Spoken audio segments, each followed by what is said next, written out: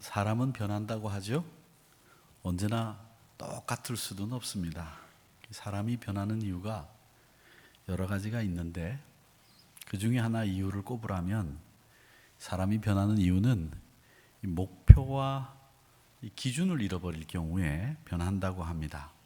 예를 들자면 이 다이어트를 시작하시는 분들의 시작은 대부분 이 건강상의 문제로 시작을 합니다. 검진을 했더니 의사 선생님이 지방간이 있습니다. 당뇨 직전입니다. 고지혈증이 심하네요. 몸무게를 빼십시오. 이런 이야기를 듣고 집으로 돌아오시면 그날 저녁부터 안 먹고 이제 다이어트를 시작을 합니다. 요즘은 또 간헐적 단식이라고 하는 것도 유행을 해서 먹다가 안 먹고 뭐 이런 일들을 하시기도 합니다. 그래서 혹독하게 진짜 다이어트를 하시는 분들이 계시죠. 그런데 그 혹독하게 다이어트를 하고 자기가 원하는 건강을 조금 회복을 했으면 그 다이어트를 늘 유지할 수 있도록 하면 되는데 그 다음부터는 이 먹는 즐거움 자체도 회피하고 이제는 그 몸무게를 유지하는 것을 이제 지나서 남과 비교를 합니다. 또 비교할 만한 사람하고 비교하면 괜찮은데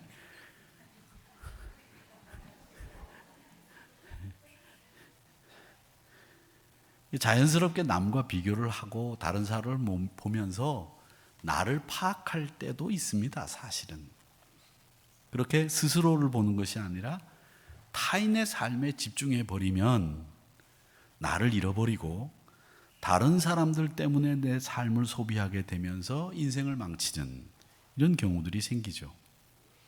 요즘 SNS를 이렇게 보면 거기에 많은 글들을 올리고 사진을 올리신 분들을 보면 대개가 다른 사람을 인식해서 보이기 위한 사진, 보이기 위한 글들 올리는 경우들이 많습니다.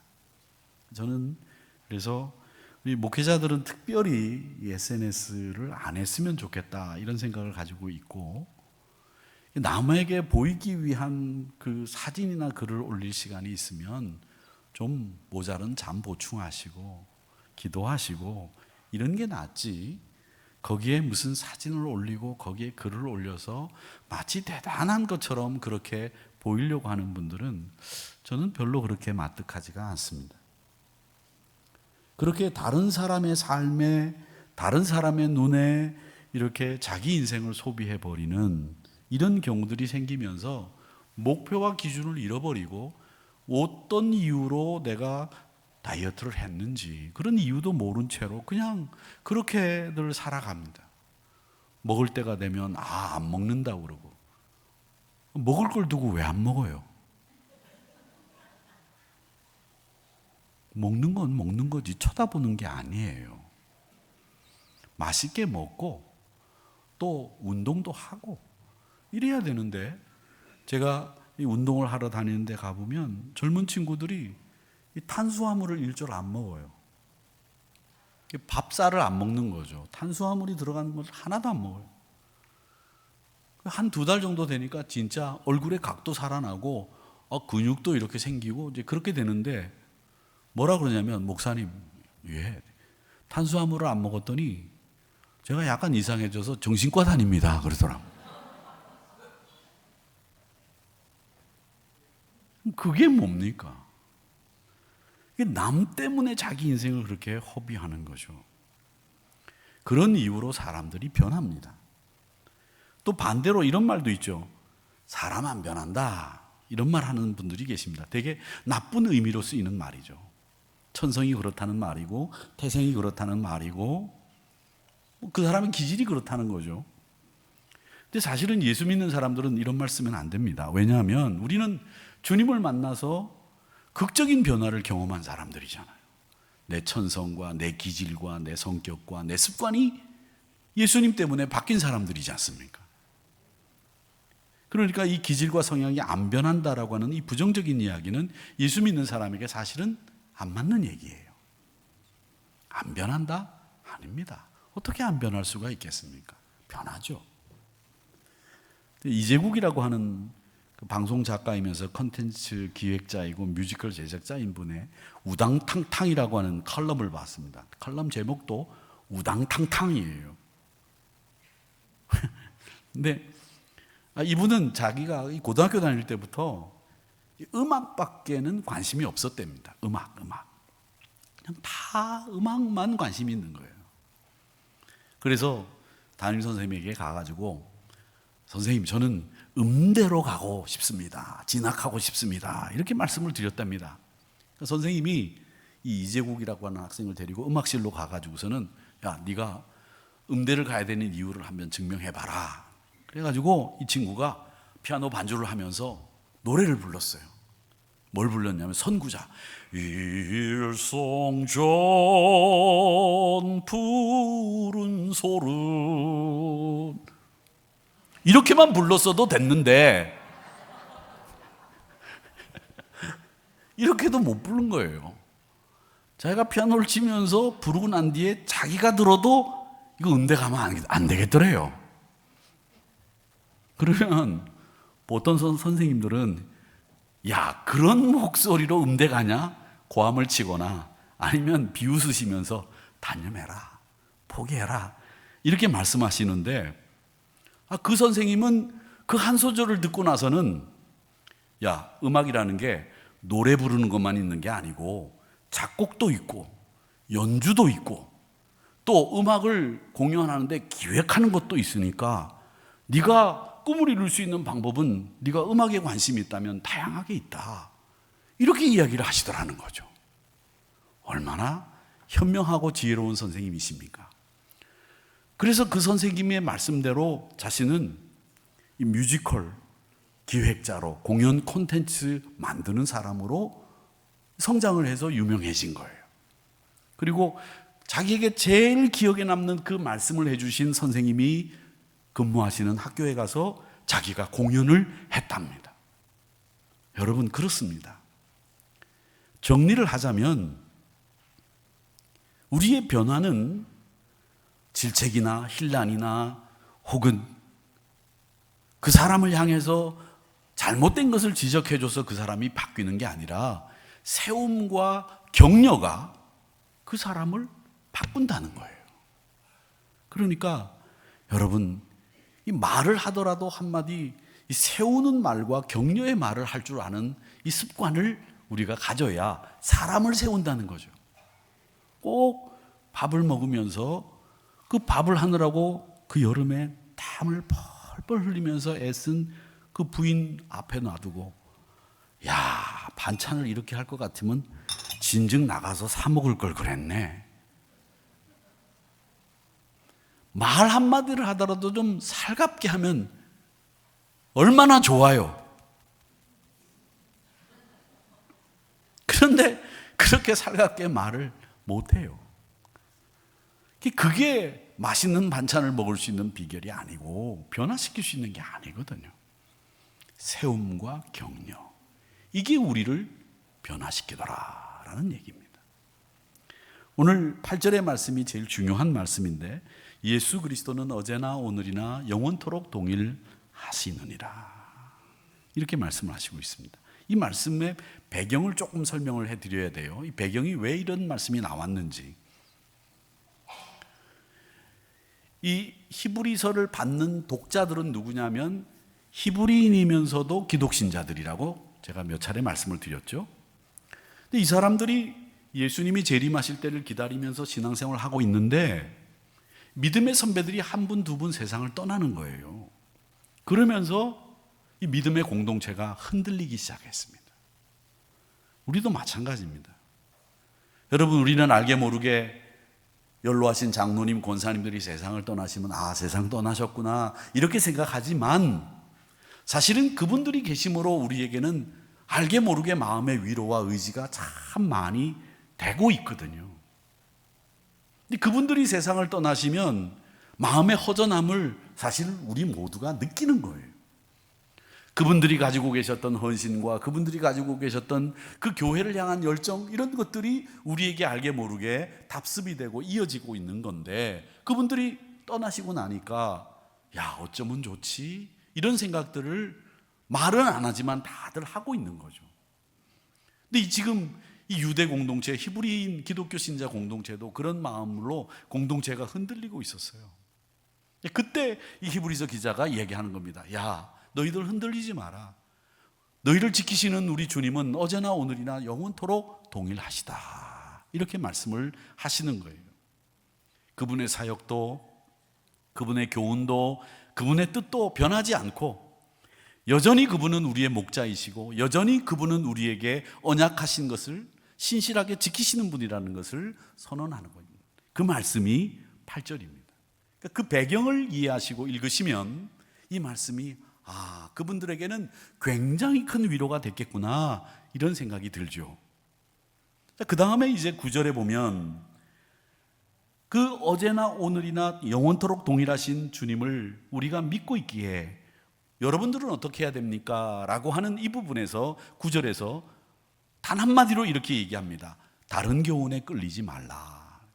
근데 오늘 우리 한국말 성경에는 이 다른 교훈에 라고 되어 있지만 원 성경에는 다른 교훈이란 말이 복수입니다. 복수. 복수라는 말은 다른 교훈이 하나만 있는 게 아니라 여러 개가 있다는 거죠. 이단이 하나만 있는 거 아니죠. 통일교도 있고 신천지도 있고 구원파도 있고 이렇게 다른 교훈들이 여러 개가 있다라는 이야기를 하시기 위해서 다른 교훈에 끌리지 마라 이렇게 얘기하는데 그 다른 교훈이 복수 명사로 돼 있다. 로마서 16장 17절의 말씀에 보면 뭐라고 돼 있는가 하면 이런 말씀이 있습니다. 로마서 16장 17절 말씀에 보면 너희들이 배운 교훈이라는 말씀을 하고 있습니다. 형제들아 내가 너희를 권하노니 너희가 배운 교훈을 거슬려 분쟁을 일으키거나 할 때 여기서 이 배운 교훈은 단수입니다. 즉 말하자면 뭐냐면 너희들이 배운 교훈은 하나라는 거예요. 진리라고 하는 것도 몇 개? 하나입니다.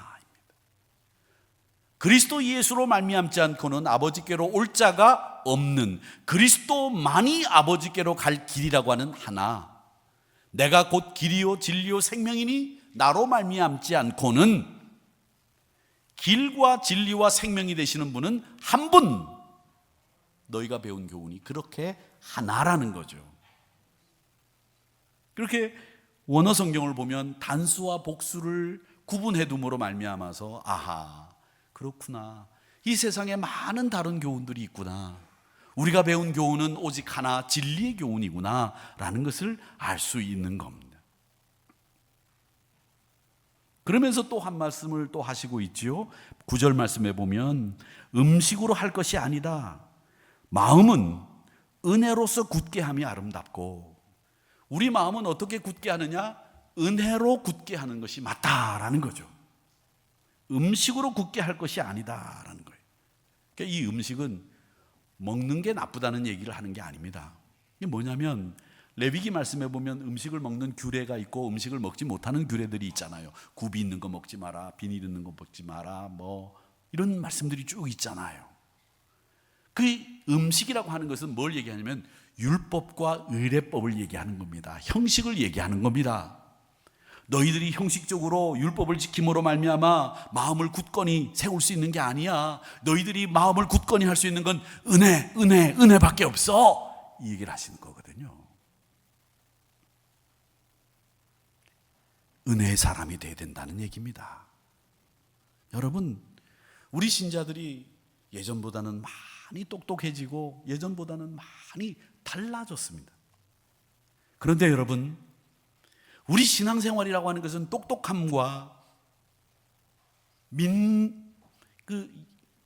예민하고 또 민감한 것으로 신앙생활하는 것이 아니라 신앙생활은 은혜로 하는 거예요. 은혜로. 지식이 늘었습니다. 우리 대한민국 사회는 학력도 꽤 높습니다. 정말 높습니다.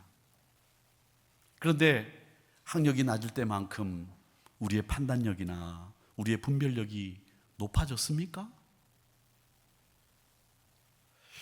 그런 것 같지가 않아요.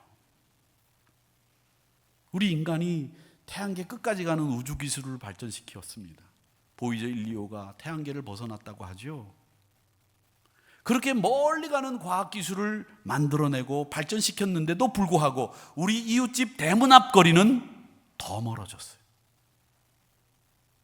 누가 사는지도 모르는 그런 분들도 많고, 그 사람들을 1년에 한 번 만나는 것도 쉽지가 않은 더 멀어진 이런 인간관계를 우리가 지금 가지고 있는 거죠. 머리카락보다 더 얇은 반도체를 몇 겹으로 나누고 쪼개는 기술로 세계를 제패했는데, 우리의 가지고 있는 이 편견을 부수고 쪼개는 일에는 너무 힘들어 보이는 세상에 우리가 살고 있습니다.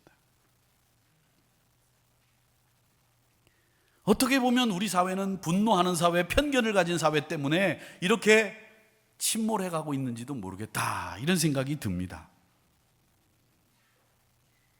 평균 수명이 늘었습니다. 그런데 그 시간의 가치를 소중히 여기는 태도는 상실해 버렸어요.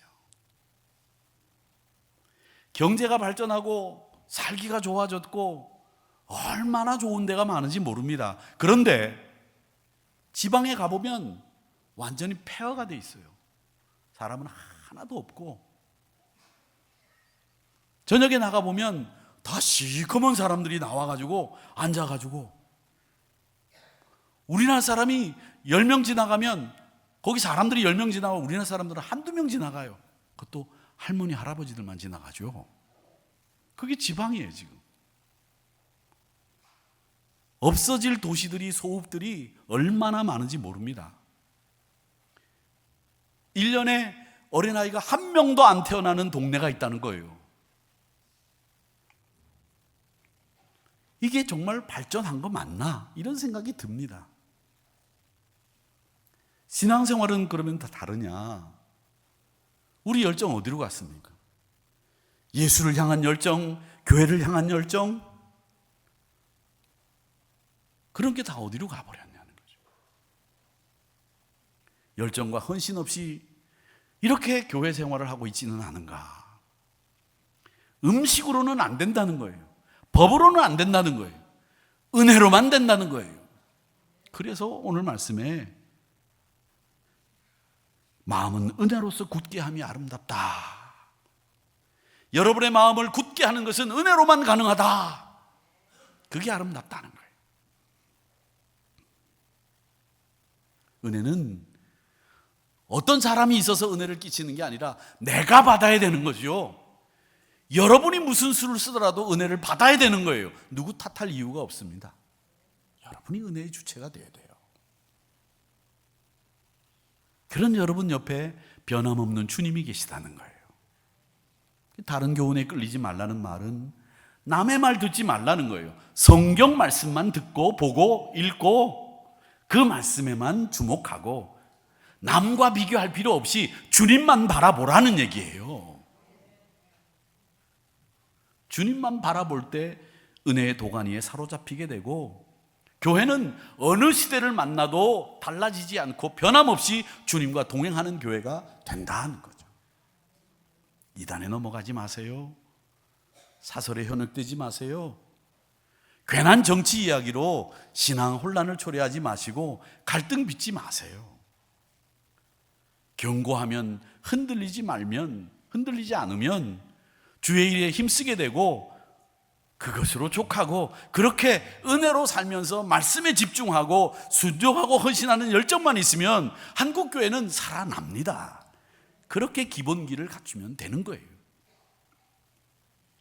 에베소서 4장 5절의 말씀에 보면 이런 말씀이 있습니다. 몸이 하나요 성령도 한 분이시니 이와 같이 너희가 부르심의 한 소망 안에서 부르심을 받았느니라. 다른 교훈은 복수라고 말씀드렸습니다. 진리는 하나입니다. 그래서 성경에서 그리스도의 교훈이라든지 너희가 배운 교훈이라든지 이런 말은 항상 단수예요. 항상 하나예요. 진리는 복수가 될 수 없습니다. 진리는 하나입니다. 그래서 마태복음 24장 4절과 5절에서 예수께서 대답하여 이르시되 너희가 사람의 미혹을 받지 않도록 주의해라. 많은 사람이 내 이름으로 와서는 내가 그리스도다, 많은 사람을 미혹하는 때가 온다. 사랑하는 성도 여러분, 분별력이 필요하고 지혜가 필요하고 판단이 필요합니다. 지식보다 더 중요한 것이 분별력과 지혜입니다. 여러분의 마음을 지키시기를 바랍니다. 잠언 4장 23절에서 뭐라고 얘기했습니까? 모든 지킬 만한 것 중에 더욱 네 마음을 지켜라 그랬어요. 생명의 근원이 이에서 남이니라. 마음을 지켜야 되는 거예요. 그런 의지가 무너지면서부터 사람은 망하는 거예요. 그러니까 여러분, 분명하고도 확고한 의지를 가지세요. 내가 믿음으로 산다, 말씀으로 산다, 은혜로 산다. 이게 있어야죠. 신앙생활도 내 마음을 지켜야 신앙생활이 제대로 되는 거예요. 감사와 신뢰로 내 마음을 지키면서 우리가 설교 전에 평화 인사를 나누는 것처럼 서로 용서하면서 살아가고, 그렇게 살 때 여러분 생명의 근원이 거기에서부터 나온다는 거예요. 무엇보다도 여러분의 마음을 은혜로 굳건히 만드시기를 축복합니다. 그렇게 얘기하고 계시잖아요. 요즘 사람들 보면 말이죠, 허풍 떨고 허세 떨고 사람 선동하고 불평하고 수군대고, 이게 사람들의 행동의 한 8, 90%는 그렇게 되는 것 같아요. 그러다 보니까 우리 마음속에는 감사도 사라져버리고 신뢰의 마음도 사라져버리고, 교훈을 하면 가벼운 것만 듣고, 그러면서 유익함과 허망한 것에 휩싸여가지고 흘러가 버리고 만다는 거죠. 사랑하는 성도 여러분, 우리가 평화의 인사를 나눈 것처럼 서로 용서하고 용납하고 그리스도의 평화를 빌어주는 이런 마음으로 여러분의 마음을 은혜로 굳건히 하셔야 되고, 그 은혜로 굳건히 하시는 마음 속에는 감사와 신뢰가 꼭 있어야 됩니다. 그게 건강한 삶이에요. 오늘 말씀은 또 이렇게 얘기합니다. 뭐라고 말씀하시는가 하면 17절 말씀에 보면 이렇게 얘기하고 있어요. 너희를 인도하는 자들에게 순종하고 복종하라. 그들은 너희 영혼을 위하여 경성하기를 자신들이 청산할 자인 것 같이 하느니라. 그들로 하여금 즐거움으로 이것을 하게 하고 근심으로 하게 하지 말라. 그렇지 않으면 너희에게 유익이 없느니라. 이렇게 말씀하셨어요. 이 말씀이 뭘 얘기하는 겁니까? 이 말씀은 우리가 설교하기 쉽게 이렇게 얘기합니다. 여러분을 인도하는 목사의 말을 잘 듣고 순종하세요, 이런 뜻입니까? 제가 이렇게 얘기했으니까 그런 뜻이 아닌가 보다 짐작하셨을 거예요. 아닙니다. 이게 무슨 뜻이냐면, 이 말씀은 우리 신앙생활하는 믿음의 선배들이 갔던 그 길을 우리도 역시 순종하면서 가야 된다, 이런 뜻이 더 강한 말씀이에요. 처음 눈밭을 걸어갔던 분들이 남겼던 그 족적들을 밟으면서 우리도 따라가야 된다는 거예요.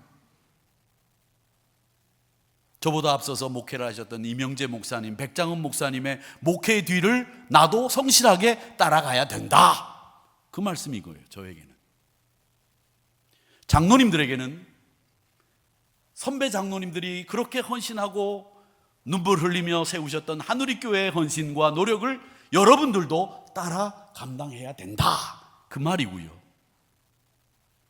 기도하셨던, 지금은 이 자리에 계시지 않는 그 권사님들의 기도의 자리를 지금 여러분 권사님들이 지켜야 되고 그 길을 따라가야 된다, 그 얘기예요.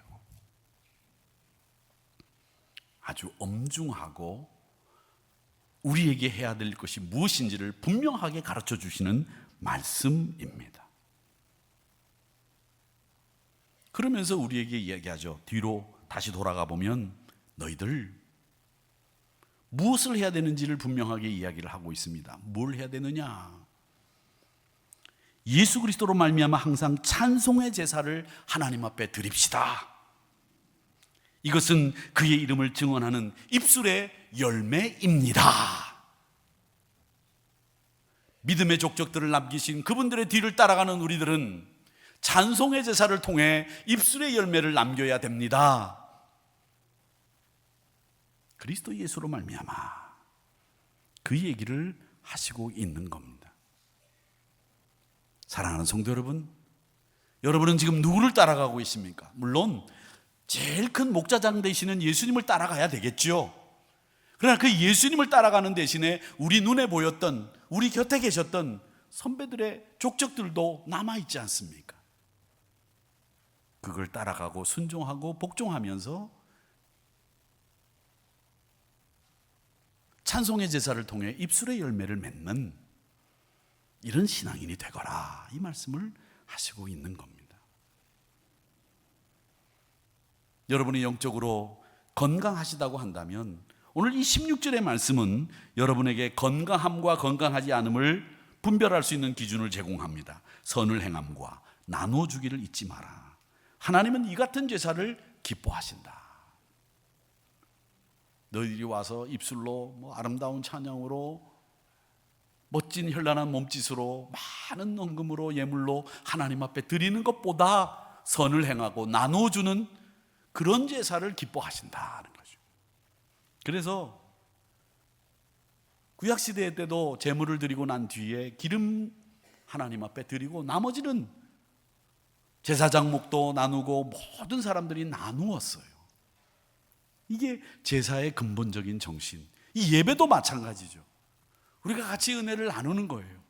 찬양을 잘 하시는 우리 찬양대원들의 입술을 통해서 우리도 은혜를 나누고, 헌신을 하시는 분들의 그 땀방울을 통해서 우리도 헌신을 해야 되겠다고 하는 그 은혜를 함께 나누고 은혜도 받고, 여러분들이 예배를 드림을 통해서 그 예배 속에 받은 은혜를 가서 나누고, 이런 나눌 게 한두 가지가 아니라는 것을 알 수 있습니다.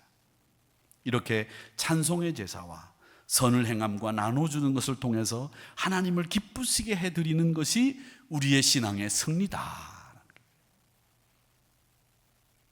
나누시는 것을 기뻐하시기 바랍니다. 좋아하시기 바랍니다. 주는 걸 좋아하시는 분이 천성적으로 물론 있습니다만은 그 천성을 뛰어넘어 그리스도의 사랑으로 나누는 것을 즐겨하는 여러분들이 되시기를 축복합니다. 예배 끝나고 식사 끝나고 나서 커피숍에 가면 내가 내게 좀 싸우다가 코피라도 한번 터져봤으면 좋겠어요. 내가 낸다고 서로 그러다가. 그 예전에는 그런 게 다 있었잖아요. 아유, 내가 내겠다고 막 밀치고 그랬는데 요즘에는 아니에요. 다 카드를 내요. 다 먹은 사람들 10명이 10명 다 어떻게 n분의 1 다.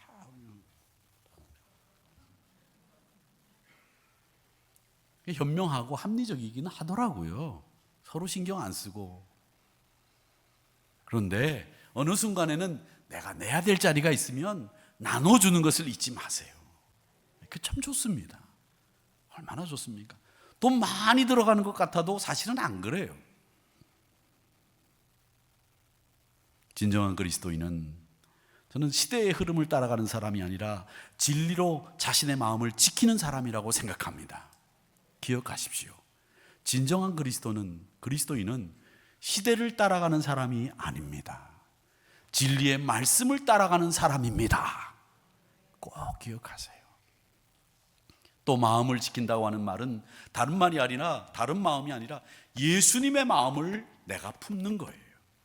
그래서 찬송의 제사를 통해서 입술의 열매를 드리고 선을 행함과 나눠지기를 즐겨하는 영원토록 변함없으신 그 주님을 믿고 따라가는 성도들의 모습이다라는 것을 기억하시기를 바랍니다. 영원토록 살아계시며 우리와 함께 하시는 주님이 뭐라고 말씀하셨습니까? 마태복음 28장 20절 말씀을 우리 같이 읽는 것으로 설교를 마치겠습니다. 시작. 내가 너희에게 분부한 모든 것을 가르쳐 지키게 하라. 볼지어다 내가 세상 끝날까지 너희와 항상 함께 있으리라 하시니라. 아멘.